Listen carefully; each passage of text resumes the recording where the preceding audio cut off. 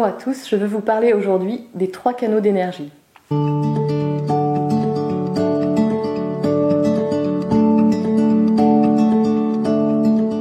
Notre être subtil s'organise autour de 3 canaux principaux. Le canal gauche, le canal droit et le canal central. Ils sont enroulés autour de notre os sacrum à l'état latent. Lorsque notre énergie Kundalini s'éveille le long du canal central, c'est-à-dire le long de la colonne vertébrale, elle va éveiller en même temps les 2 canaux latéraux et traverser chaque centre d'énergie ou chakra.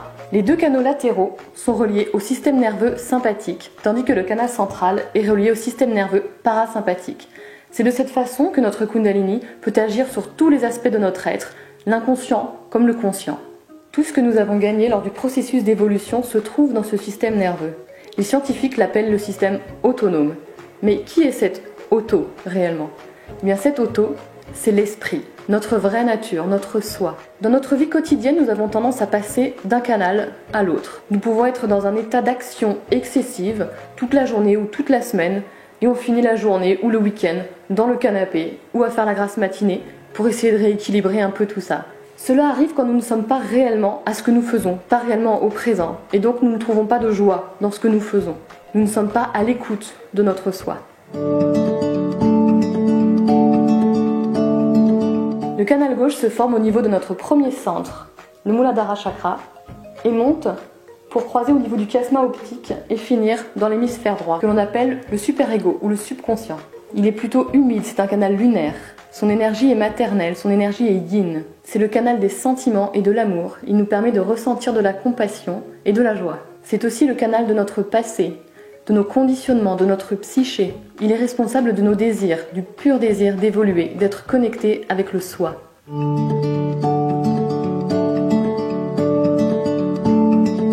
Une personne qui utilise trop son canal gauche, a les pensées tournées vers le passé, a tendance à beaucoup utiliser son super-ego et à s'identifier à ses peurs et ses conditionnements, ou à son passé, ou à ses émotions. Elle va avoir tendance à être trop émotive, trop sensible, empathique à l'extrême, risque d'aller vers l'auto-apitoiement, voire vers la dépression. C'est par ce biais que beaucoup de peurs vont s'immiscer en nous, et également la plupart des maladies. Le canal droit prend naissance dans notre second centre, le Swadhisthana, et s'élève, croise également au niveau du chiasma optique et finit dans l'hémisphère gauche du cerveau, que l'on appelle aussi l'ego. C'est le canal de l'action. Il fournit l'énergie nécessaire à notre activité physique, créative et mentale. Il nous permet d'exprimer vers l'extérieur notre affection, notre amour. Il nous donne le sens des responsabilités, du courage, l'établissement matériel et familial. C'est le canal solaire. Son énergie est plutôt paternelle, yang. Si nous utilisons trop notre canal droit, nous serons trop actifs, trop mental, trop rationnels, nous serons déconnectés de nos besoins et il nous sera difficile de ressentir de la compassion. Nous risquons de devenir des personnes dominantes avec les autres, trop sèches, trop dures, parce que nous aurons développé notre ego de façon excessive.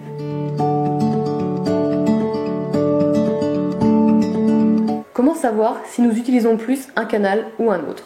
Nous avons des tendances, chaque personne a sa propre tendance, mais il se peut aussi que d'un jour à l'autre, nous changions de tendance. Pour savoir, nous utilisons nos mains. Comme je l'ai expliqué tout à l'heure, cette Kundalini est reliée à notre système nerveux. C'est grâce à cela que nous allons pouvoir ressentir dans notre corps et dans nos mains l'état de nos canaux et de nos chakras.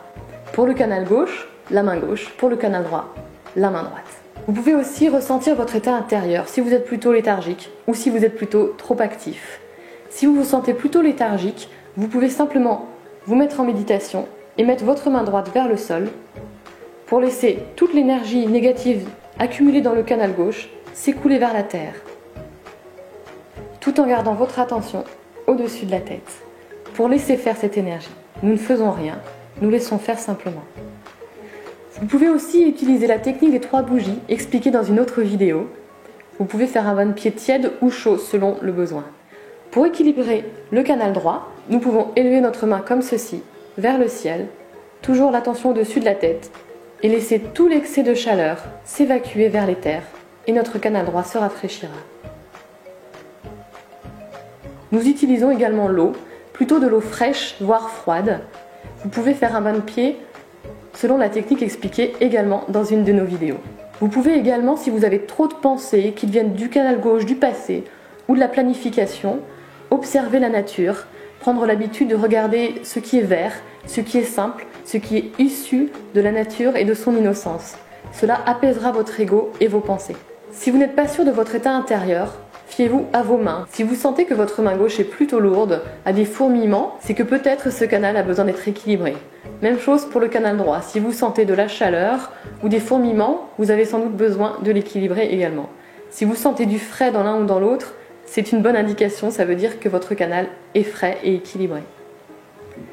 Il est très rare d'arriver à une méditation à la fin d'une journée avec des deux mains bien fraîches. Nous avons le plus souvent besoin de nous équilibrer. C'est bien pour cela que nous méditons et que nous cherchons à être au présent.